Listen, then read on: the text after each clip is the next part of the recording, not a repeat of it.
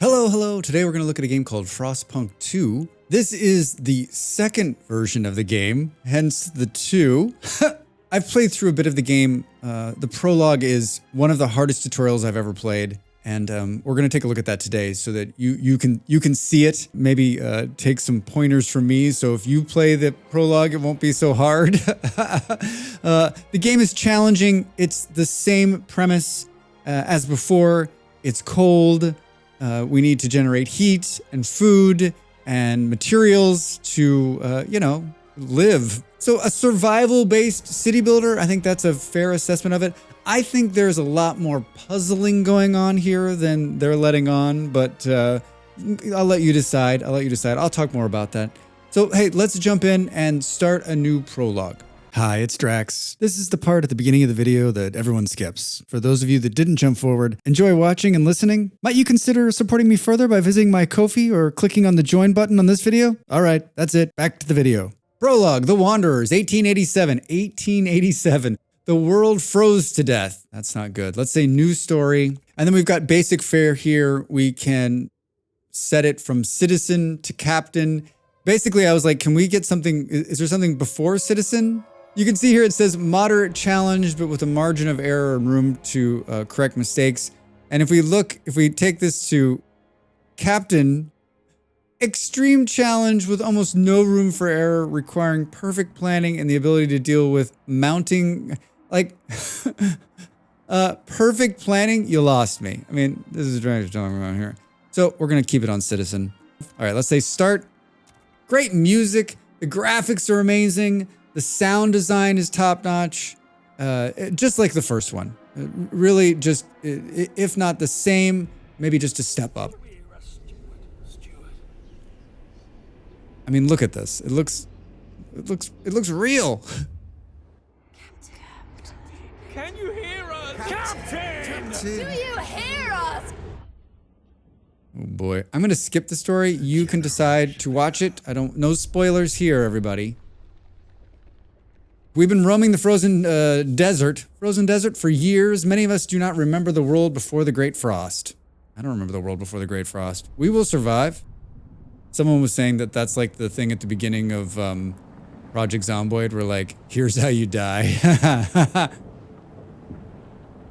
mean, look at these graphics. It's beautiful. It's beautiful.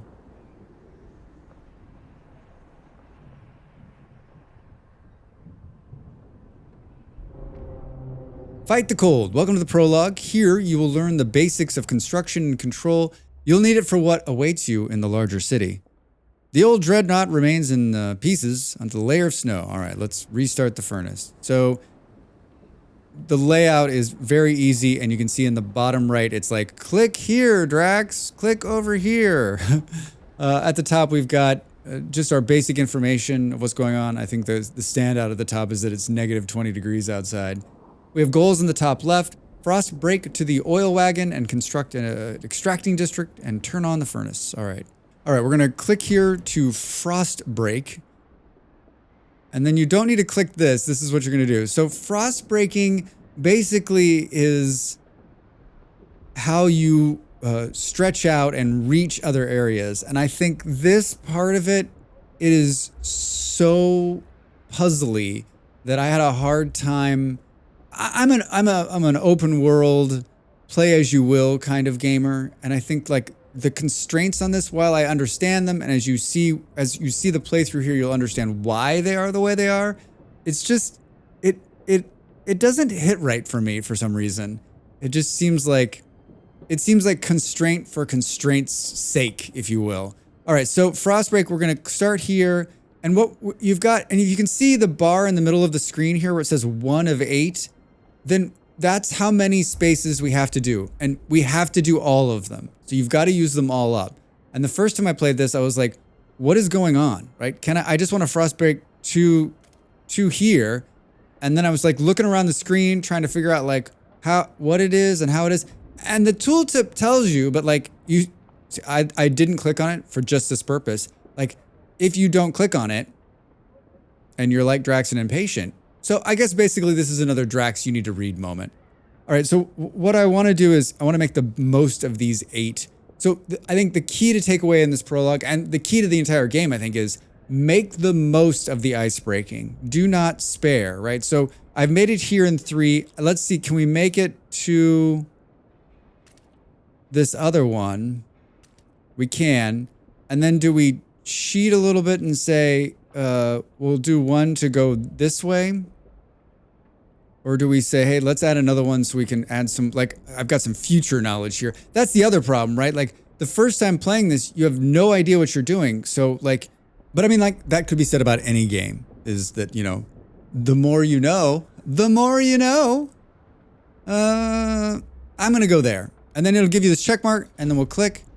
And then it's going to begin the frost breaking, and you can see right here in the middle of the screen, it's counting down until it's done. And then we're going to get these cool frost breakers come in.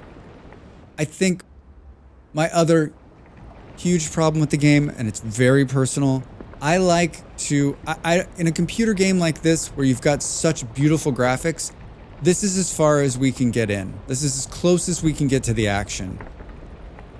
I think that's just, that makes me sad. Like, I would love to get in and see the ice hanging off of these things and see the little guys roaming around on the ground. Like, I wish there was more in-depth, close detail. As you go into the main city in the next part of the game, you can zoom in on some parts, but it's still very, very limited. I don't understand why they made that choice. I don't understand that. All right, so here it's saying, hey, you can construct districts. We're going to build an extraction district. And you can see here that it demands heat and materials, and it outputs prefabs and materials and oil. It's going to take workforce, which is at the top of the screen there. We currently have 1,950. It's going to take 70 prefabs and 50 scrap. You can see those also at the top of the screen there. And this one does the same thing. When we click in, you can see that I've got 1 of 3. And so we'll need to choose 3 spaces and then build. All right, that's going to build the oil wagon. And we can speed up the game at the top on the left. And you can see also that we're headed towards a whiteout in 83 weeks. So that's sort of like the clock we're going against. Here's one to tell us about the cold. If we click into the help section here on cold, cold is the measure of how well your city is heated and how to protect your people from the frost. And since we're in here now, we can see camera controls, key binding. I'm on the left-hand side here. Economy, how the scrap is brought in. Frost breaking, which we just learned about. And shows you a little like, doop, doop, doop, shows you how to do it. See if I'd clicked on this the first time. And then district construction, the same thing. And I think something to realize here is that in the top right corner, there's tutorials, and you can click into this to any point and learn more about whatever part of the game you don't understand. We could build another one right here, but we won't. What I think we're gonna do is wait for it to tell us just to turn on the Dreadnought. The Dreadnought wreck has a furnace that serves as a heat generator. Now, heat in this game is everything, right? So now we should be able to click here, and we should be able to turn on the generator. The furnace is on, and we have enough oil to cover our current needs. Perfect! I'm sure that'll last.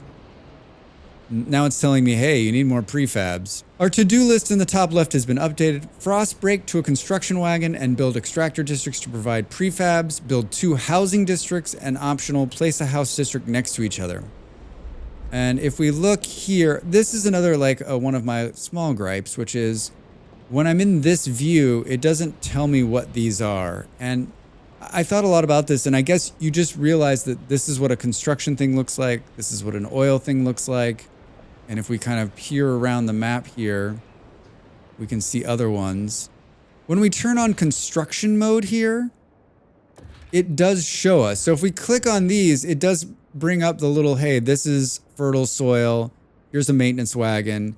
I wish there was an option, and maybe I've missed it, but I've looked a couple times to always have these on. I just, you know, if the game is about building to these things, like I just like to know where they are and see where they are. Maybe it takes away from the aesthetic and I'm the only person.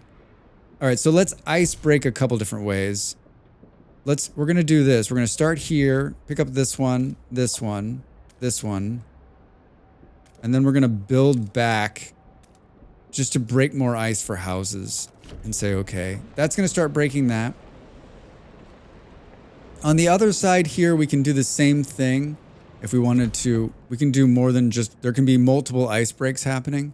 I know that I'm going to want this fertile land. I also know that I'm going to want this construction wagon. So I'm going to do this 1, 2, 3, 4, 5, 6, 7. And I'm going to start 8. And we're going to start that one. All right, that ice breaking is done. Now we can put an extraction district on the construction wagon. We need 3, remember. Good. And then let's see, did we move enough space for the houses? We didn't. We need a little bit more ice breaking. So I'll probably ice break right there. That'll give us a lot of room to put in some houses. All right, well, we're waiting for the other frost breaking to be... Oh, deadly cold. Due to cold, some people are frozen to death. Yikes. Yikes. Way to bring the mood down. Can't worry about them. We must move forward. I'm hovering on the heat surplus up here, and we can see that we're meeting the current demand. That's all that's important. That's all that's important. If we look up here, though, you can see we're not meeting the demand of shelter, food, and materials. Let's build the houses. We can do 6. 1, 2, 3, 4, 5, 6. Perfect. Those will start building and people will stop dying. That's online. And see, like, this is what I'm talking about. Look at how cool that looks. Wouldn't it be great if we could, like, zoom in and see the little lights and the little stuff moving? I think it's just a Drax thing. Tempted to go for this other oil wagon.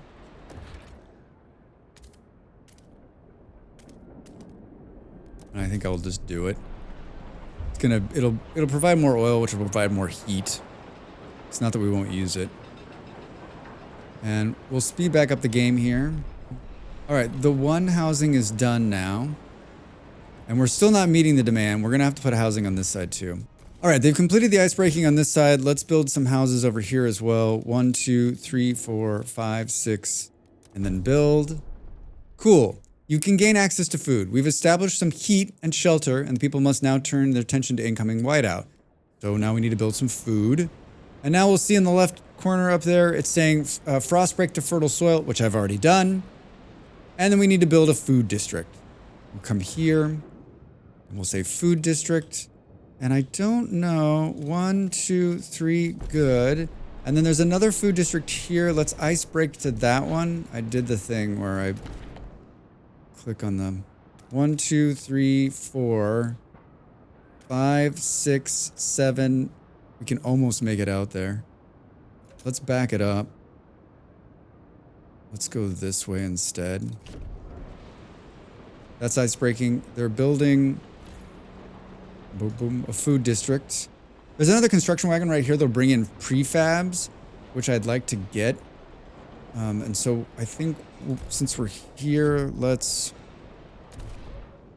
we almost made it. So we can go like 1, 2, 3, 4, 5, 6, 7, 8. We can head down towards this other oil. Start that frost breaking. And then what else is out here, you ask? There's more materials, which we're going to need. All right, prepare for the whiteout. We secured our immediate survival, and now we have to stockpile as much food as possible. We must be ready. Stockpile enough food to survive whiteout 40,000. Cool. And you can see it's telling us about stockpiling here. I'm going to build another food district. 1, 2, 3. Good. Boom. And then we can build a food stockpile. And I think we've got room here. We'll do that. All right, we've got this cool little thing here. It's going to give us a little story. Pouring sand in his hands. Pretty much telling us like we're gonna have a big problem with food, right? Saying, hey, you can tell the wanderers to see in the top left now. It's saying, hey, you can instruct the wanderers to tighten their belt so that they won't eat as much. But let me just tell you, I played through a couple times the prologue. I tightened the belts once, and they made me walk out into the snow. That's what happened. I pissed them off too much. I lost their trust, and they were like, Drax, see you later, pal. So I'm not going to ask them to do that. It's also saying optional, you can order emergency shifts. And if we click in here, and there's a little button here that says emergency shifts. And so we can order them to work longer shifts to bring in more oil or more food or whatever. I did that as well. I also lost their trust. I will not be doing that again. Here's another story here. And pretty much saying like, hey buddy, we're not gonna make it. We've only brought in 592 with 47 weeks left. Let's ice break a little bit more. There's more fertile soil down here, so I think this will be the way we go. 1, 2, 3, 4, 5, 6, 7, 8. And I'll say okay.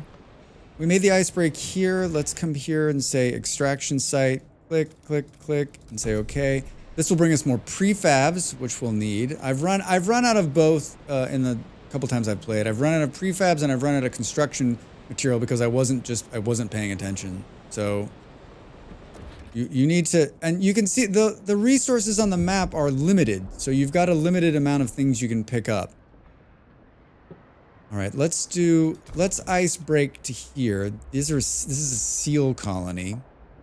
Let's do that. So we'll go 1, 2, 3, 4, 5, 6, 7, 8. Perfect. That'll also give us this other oil that's down here. So you can see the puzzleness of it, right? Like I already knew and I kind of built towards this and then I built a little bit more.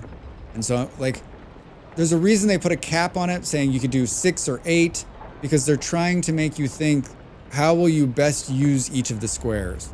It's just such a weird, why not just, it's their game, right? It's their game. Here in the middle of the screen, if we hover on heat, we're shy 70, so we're not fulfilling enough heat. And this is with me building the other oil also.